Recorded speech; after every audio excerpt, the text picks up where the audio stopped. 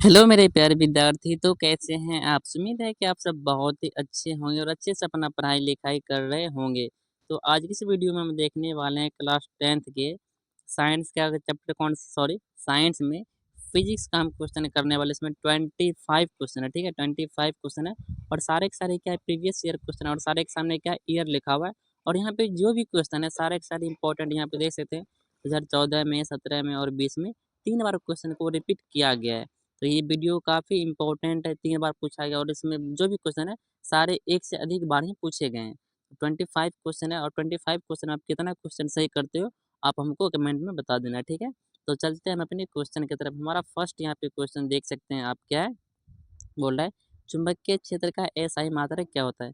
3 वर्षों में पूछा गया है। तो चुंबकीय क्षेत्र का एसआई मात्रक क्या होता है? वो होता है टेस्ला। तो ऑप्शन हमारा यहाँ पे क्या हो जाएगा? ए राइट आंसर हो जाएगा। अब हम चलते हैं क्वेश्चन नंबर 2 पे। तो क्वेश्चन नंबर 2 है हमारे पास, 1 ओम बराबर कितना होता है? ये भी 3 वर्षों में पूछा गया। देख सकते हैं कितना इंपॉर्टेंट है, 3 वर्षों में पूछा गया। तो 1 ओम बराबर कितना होता है? 1 वोल्ट बटा 1 एम्पियर, ठीक है? तो ऑप्शन हमारा यहाँ पे क्या हो जाएगा? ए राइट आंसर हो जाएगा। अब हम चलते हैं क्वेश्चन नंबर 3 पे। तो क्वेश्चन नंबर 3 है हमारे पास, विद्युत ऊर्जा का वाणिज्यिक इकाई क्या है? तो किलोवाट घंटा, ठीक है? ऑप्शन आपके पास क्या हो जाएगा? फिर से ए राइट आंसर हो जाएगा। ये भी 3 वर्षों में पूछा गया है, ठीक है? तो इम्पोर्टेंट है, इसलिए वीडियो को शुरू से लेकर लास्ट तक वॉच कीजिएगा और इसमें जितना भी क्वेश्चन है उसको आप रट जाइएगा। तो अब हम चलते हैं क्वेश्चन नंबर 4 पे। तो क्वेश्चन नंबर 4 है हमारे पास, घरों में विद्युत परिपथ किस प्रकार का होता है? तो कैसा होता है? तो समांतर क्रम में जोड़ा जाता है। तो ऑप्शन आपका यहाँ पे क्या हो जाएगा? बी राइट आंसर हो जाएगा। बाकी देख सकते हैं कि 24 में, 17 में और 22 में पूछा गया है। तो अब हम चलते हैं क्वेश्चन नंबर 5 पे। क्वेश्चन नंबर 5 है हमारे पास, घरेलू विद्युत लाइन का वोल्टेज कितना होता है? 23 में, 16 में और कितने में? 2020 में पूछा गया। तो कितना होता है? तो 220 वोल्ट का होता है। ऑप्शन आपके पास यहाँ पे क्या हो जाएगा? बी राइट आंसर हो जाएगा। अब हम चलते हैं क्वेश्चन नंबर 6 पे। तो क्वेश्चन नंबर 6 है हमारे पास, आकाशीय बिजली किसका उदाहरण है? किसका उदाहरण है? तो स्थिर विद्युत का उदाहरण है। ऑप्शन आपके पास यहाँ पे ए राइट आंसर हो जाएगा। बाकी 3 वर्षों में ये भी क्वेश्चन रिपीट किया गया है, तो ये भी क्या आपके लिए इंपॉर्टेंट है। क्वेश्चन नंबर 7 को देखते हैं। तो क्वेश्चन नंबर 7 है हमारे पास, प्रतिरोध सीधे समानुपाती किसके होता है? तो लंबाई के सीधे समानुपाती होता है। लंबाई जितना बढ़ेगा प्रतिरोध उतना ही बढ़ता हुआ चला जाएगा, ठीक है? तो ऑप्शन यहाँ पे क्या हो जाएगा? सी राइट आंसर हो जाएगा। 15 में, 18 में और 21 में पूछा गया है। तो अब हम चलते हैं क्वेश्चन नंबर 8 पे। क्वेश्चन नंबर 8 है हमारे पास, फ्यूज तार का पिघलने पिघलने सॉरी पिघलने बिंदु कैसा होता है? तो कैसा होता है?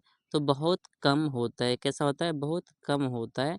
तो ऑप्शन यहाँ पे भी हमारा क्या हो जाएगा? सी राइट आंसर हो जाएगा। 2013 में, 2016 में और 2020 में पूछा गया। ये इंपॉर्टेंट, इसको ध्यान में रखना है। तो अब हम चलते हैं क्वेश्चन नंबर 9 पे। तो क्वेश्चन नंबर 9 है हमारे पास, विद्युत धारा उत्पन्न होती है। विद्युत धारा कब उत्पन्न होगा? तो इलेक्ट्रॉन के प्रवाह से, ठीक है? चालक में जब इलेक्ट्रॉन प्रवाह करेगा तभी विद्युत धारा उत्पन्न हो सकता है। 14 में, 17 में और 22 में पूछा गया है, ठीक है? इंपॉर्टेंट है, इसको ध्यान में रखना है, ठीक है?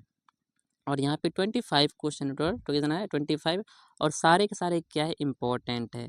तो अब हम चलते हैं क्वेश्चन नंबर 10 पे। क्वेश्चन नंबर 10 हमारे पास, चुंबक का दक्षिणी ध्रुव किसे आकर्षित करता है? चुंबक का जो दक्षिणी ध्रुव होता है किस ध्रुव को आकर्षित करता है? तो अपोजिट होता है। दक्षिणी करेगा उत्तरी को और उत्तरी करेगा दक्षिणी को। तो फिलहाल यहाँ पे दक्षिणी ध्रुव बोल रहा है, तो किसको आकर्षित करेगा?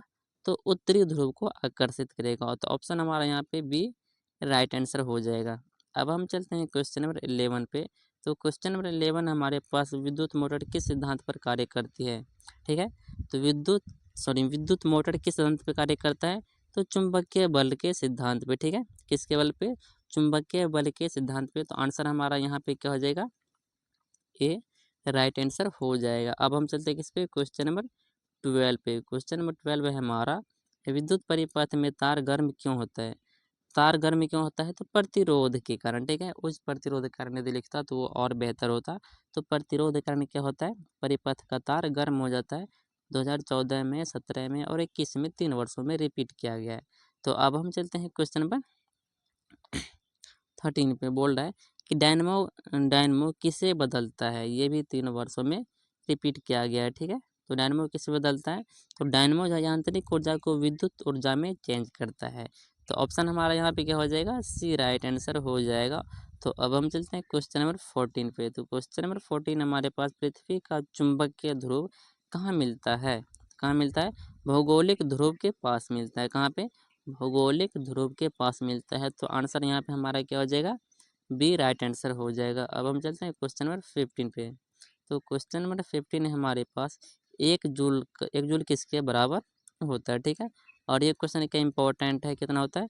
तो 1 न्यूटन बट्टा 1 मीटर। ठीक है, ऑप्शन कहाँ पे मिल जाएगा? 1 न्यूटन बट्टा 1 मीटर, यहाँ पे बट्टे बट्टे नहीं इंटू होगा। ठीक है, इंटू होगा। तो ऑप्शन हमारा यहाँ पे क्या हो जाएगा? ए राइट आंसर हो जाएगा। ठीक है, यहाँ पे आंसर क्या होगा? 1 न्यूटन को जब गुना करते हैं 1 मीटर से, तब क्या होता है? 1 जूल के बराबर होता है। तो ऑप्शन हमारा यहाँ पे ए राइट आंसर हो जाएगा। अब हम चलते हैं क्वेश्चन नंबर 16 पे। तो क्वेश्चन नंबर 16 हमारे पास विद्युत परिपथ में भी किसको दर्शाता है? तो वोल्टता को दर्शाता है। तो ऑप्शन यहाँ पे क्या हो जाएगा? बी राइट आंसर हो जाएगा। ये भी 3 वर्षों में रिपीट किया गया है। तो अब हम चलते हैं क्वेश्चन नंबर 17 पे। क्वेश्चन नंबर 17 हमारे पास एक कूलम किसके बराबर होता है? और ये भी 3 वर्षों में क्या हुआ? रिपीट किया गया है। तो यहाँ पे हमारा आंसर क्या हो जाएगा? एक कूलम बराबर कितना होता है? एक आवेश, सॉरी, 1 एम्पियर बटे 1 सेकेंड, सॉरी बट्टे नहीं, हम सब बट्टे बोल देते हैं। तो 1 एम्पियर और उसको गुना करेंगे किससे? 1 सेकेंड में। ठीक है, तो ये हमारा क्या हो जाएगा? 1 कूलम के बराबर हो जाएगा। अब हम चलते हैं क्वेश्चन नंबर 18 पे। तो क्वेश्चन नंबर 18 है हमारे पास, बोल रहा है कॉइल में धारा बदलने पर क्या उत्पन्न होता है? जब कॉइल में आप धारा बदलते हो तो क्या उत्पन्न होता है? प्रेरित विद्युत वाहक बल उत्पन्न होता है। तो ऑप्शन हमारे यहाँ पे क्या हो जाएगा? बी राइट आंसर हो जाएगा। अब हम चलते हैं क्वेश्चन नंबर 19 पे। तो क्वेश्चन नंबर 19 हमारे पास रियोस्टेट किसके लिए प्रयोग किया जाता है? रियोस्टेट किसके लिए? तो प्रतिरोध के नियम के लिए। तो ऑप्शन हमारा यहाँ पे क्या हो जाएगा? बी फिर से राइट आंसर हो जाएगा। अब हम चलते हैं क्वेश्चन नंबर 20 पे। तो क्वेश्चन नंबर 20 है हमारे पास, धारा का दिशा किससे निर्धारित होता है? तो धारा का जो दिशा निर्धारित किया जाता है किसके नियम से?